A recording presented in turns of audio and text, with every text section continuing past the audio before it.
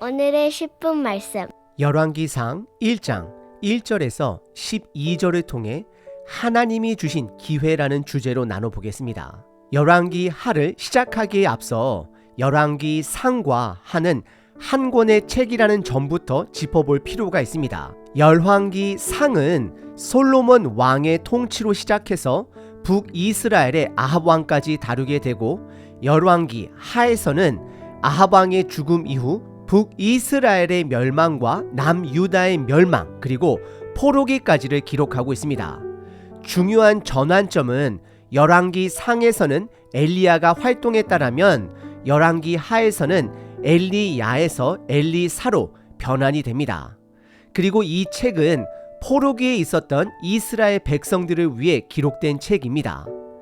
열왕기 상하를 통해 하나님이 강조하시는 세 가지 가르침이 있습니다. 첫째, 하나님만이 진정한 통치자 되심을 보여줍니다. 둘째, 왕들과 백성들은 하나님의 통치에 순종해야 할 책임이 있음을 드러냅니다. 셋째, 하나님의 공의와 은혜가 함께 나타납니다. 하나님은 악한 왕들을 심판하시지만 그들이 돌아올 수 있는 기회 또한 주십니다. 오늘 본문 열왕기 하의 시작은 아합 왕의 죽음으로 시작됩니다. 아합 왕은 북이스라엘의 7대 왕으로 이스라엘의 바알 숭배를 도입한 매우 악한 왕입니다. 그는 하나님의 저주대로 아람과의 전쟁에서 죽게 됩니다. 이 시점이 바로 새로운 기회의 시작입니다. 그러나 그의 아들 아하시야 왕은 여전히 아버지의 악한 길을 따르게 됩니다. 하나님께서는 아하시야 왕에게 여러 번 돌아올 기회를 주셨지만 그는 그 기회를 받아들이지 않습니다. 오히려 거부합니다. 오늘 본문의 줄거리를 간단하게 요약하자면 아하시야 왕은 궁전 난간에서 떨어져 중상을 입게 됩니다. 그때 그는 여호와 하나님을 찾지 않고 바알세붑이라는 우상을 찾습니다. 그러나 하나님은 천사와 엘리야 선지자를 통해 그를 책망하고 경고하십니다. 아하시야 왕은 하나님께 돌아올 기회를 거부하고 오히려 엘리야를 체포하려고 50명의 군사를 3번이나 보내게 됩니다. 그러나 2번의 시도에서 각각 50명의 군사들이 불에 타 죽게 됩니다.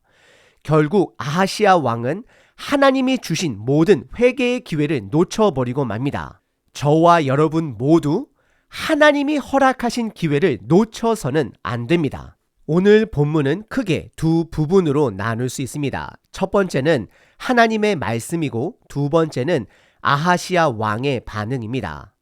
첫 번째 부분, 즉 1절부터 8절까지는 하나님의 말씀입니다. 여기서 1절과 2절은 세 가지 중요한 역사적 정보를 줍니다. 첫째, 악한 왕 아합이 하나님의 심판대로 죽은 이후의 상황입니다. 하지만 그 뒤를 이은 아하시야 왕은 여전히 하나님의 심판을 무시하고 있습니다. 둘째, 모압이 이스라엘을 배반합니다. 모압은 원래 이스라엘의 조공을 바치던 국가였는데 아합 왕이 아람과의 전쟁에서 패배하고 죽게 되자 독립을 꾀하게 됩니다. 이는 이스라엘이 외부적으로 쇠퇴하고 있음을 보여줍니다. 셋째, 아하시야가 궁전 난간에서 떨어져 중상을 입고 누워있다는 사실입니다. 이는 이스라엘이 내적으로도 쇠퇴하고 있음을 드러냅니다. 외적으로나 내적으로나 이스라엘은 쇠퇴해 갑니다. 그러나 그는 하나님이 아닌 에그론의 신 바알세붑에게 병이 나을 수 있는지 묻게 됩니다. 이는 이스라엘의 영적 상태를 고발하고 있는 것입니다. 참고로 바알세붑에서 바알은 주인 또는 신이라는 뜻을 가지고 있고 세붑은 파리를 의미합니다. 그래서 바알세붑은 질병과 전염병을 통제하는 파리의 우상으로 여겨집니다. 그리고 또 다른 의미는 우리가 자주 듣던 바알세불이라는 이름의 경멸적인 의미로 바꾼 표현일 수도 있습니다. 중요한 것은 아하시야 왕이 하나님을 찾지 않고 사절단을 우상 숭배 신에게 보냈다라는 점입니다. 이어지는 3절에서는 하나님께서 천사를 보내어 엘리야 선지자에게 하나님의 말씀을 왕에게 전달하게 하십니다. 엘리야 선지자는 사마리아 왕, 즉 아하시아 왕이 보낸 사절단을 만나 하나님의 말씀을 전달합니다. 그 내용은 이스라엘의 하나님이 없어서 너희가 블레셋의 땅 에그론의 신 바알세붑에게 물으러 가느냐라는 하나님의 지적이고 경고입니다. 그리고 이어지는 4절에서는 그러므로라고 시작을 하시며 아하시아 왕이 침상에서 내려오지 못하고 반드시 죽게 될 것이다 라고 하나님은 경고하십니다. 그리고 5절에서는 아하시아 왕이 사절단들이 금방 돌아온 것을 보게 되고 그렇게 빨리 돌아왔는지를 묻게 됩니다. 그러자 6절에서 사절단은 엘리야가 전한 경고의 말씀을 그대로 전달합니다. 왜 여호와 너희 하나님을 찾지 않느냐라는 경고와 함께 왕이 반드시 죽을 것이라는 내용을 전달합니다. 7절에서 왕은 그 말을 전한 자가 누구인지를 묻게 됩니다. 8절에서 사절단들은 그가 털옷 가죽옷을 입고 가죽띠를 두른 자라고 하자 왕은 그가 엘리야 선지자임을 알아차립니다. 왜냐하면 그의 복장은 특이했기 때문입니다. 오늘 본문의 첫 번째 부분은 하나님이 전달한 말씀입니다. 아하시아 왕이 난간에서 떨어져 일어나지 못하자 그는 이방 우상신을 찾습니다. 하지만 하나님은 먼저 스스로를 말씀으로 드러내시며 그가 하나님을 찾지 않음을 경고하십니다. 우리 삶에서도 우리가 세상에서 생명을 찾으려 한다면 하나님은 우리를 멈추게 하시고 지금이라도 돌아오라고 말씀하실 것입니다.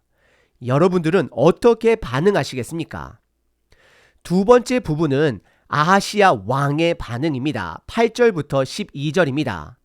그의 반응은 매우 단순합니다. 엘리야를 체포하라고 명령합니다. 그는 50부장, 즉 50명을 관할하는 장군 1명과 50명의 군사를 함께 보냅니다. 첫 번째 군대도 두 번째 군대도 10절과 12절에 각각 하나님의 불이 그들을 심판하게 됩니다. 이 심판 과정에서 엘리야는 내가 만일 하나님의 사람이면 불이 내릴 것이다 라고 선언하고 경고합니다. 그리고 이어서 두 번 모두 불이 내려 약 100명의 군사들이 죽게 됩니다. 아하시아 왕은 하나님의 사람 엘리야를 체포하려 그를 통제하려 했습니다. 하나님의 말씀을 통제하려 했던 것이었습니다. 하지만 성경은 하나님의 말씀이 통제될 수 없음을 명확하게 드러냅니다. 하나님의 말씀은 우리가 통제할 수 있는 것이 아니라 우리가 그 말씀에 순종해야 하는 것입니다. 오늘 본문의 두 번째 부분은 아시아 왕의 반응이었습니다. 그는 하나님의 말씀을 통제하려 했습니다. 아하시아 왕은 하나님의 경고를 무시하고 오히려 엘리야를 체포하려 했습니다. 그는 하나님께서 주신 회개의 기회를 받아들이지 않고 결국 비참한 최후를 맞이하게 될 것입니다. 두 번이나 군사를 보내 엘리야를 잡으려 했지만 하나님의 불이 내려 그 군사들이 죽게 됩니다. 하나님은 분명히 경고하셨습니다. 이스라엘에 하나님이 없어서 우상을 찾으러 가느냐라고 말씀하십니다. 아하시아 왕이 이 기회를 받아들였다라면 그의 운명이 달라졌을지도 모릅니다. 하나님은 여전히 우리들에게 기회를 주십니다. 삶의 여러 상황 속에서 우리는 하나님께로 돌아가야 할 순간을 맞이할 때가 있습니다. 하지만 그때마다 우리의 반응은 어떠하십니까? 아하시아 왕처럼 하나님의 경고를 무시하고 여전히 죄악된 방법으로 우리의 문제를 해결하려 하시지는 않으신가요? 오늘 본문에서 하나님은 명확하게 말씀하십니다. 돌아오라, 회개의 기회에 반응하라 라고 말씀하십니다. 아하시아 왕의 이야기는 우리에게 경고와 가르침을 줍니다.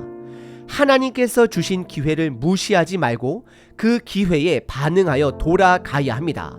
지금 이 순간, 이 하루 하나님이 주신 기회에 어떻게 반응하시겠습니까? 회개는 단순히 죄를 인정하는 것에서 그치지 않고 하나님께로 방향을 바꾸는 것을 의미합니다. 이를 통해 하나님과의 관계가 회복되고 주어진 기회를 온전히 누릴 수 있게 되는 것입니다. 하나님은 지금도 기다리고 계십니다. 열왕기하 1장 4절 그러므로 여호와의 말씀이 내가 올라간 침상에서 내려오지 못할지라 내가 반드시 죽으리라 하셨다 하라. 엘리야가 이에 가니라. 은혜의 하나님 아버지를 찬양합니다. 하나님, 저희가 세상에서 방황하며 다른 것을 의지하려 할 때에 오늘 말씀처럼 경고해 주심에 감사합니다. 아하시아 왕이 하나님을 찾지 않고 우상에게 묻다가 결국 기회를 놓친 것처럼 저희도 때로는 하나님의 주신 기회를 놓칠 때가 있습니다. 주님, 그 순간마다 저희를 긍휼히 여겨주시고 하나님의 음성에 귀 기울이고 주님께 돌아가는 자 되게 하소서. 주어진 기회를 붙들고 주님만을 의지하며 살도록 도와주시옵소서. 예수님의 이름으로 기도드립니다. 아멘. 항상 기뻐하라. 쉬지 말고 기도하라. 범사에 감사하라.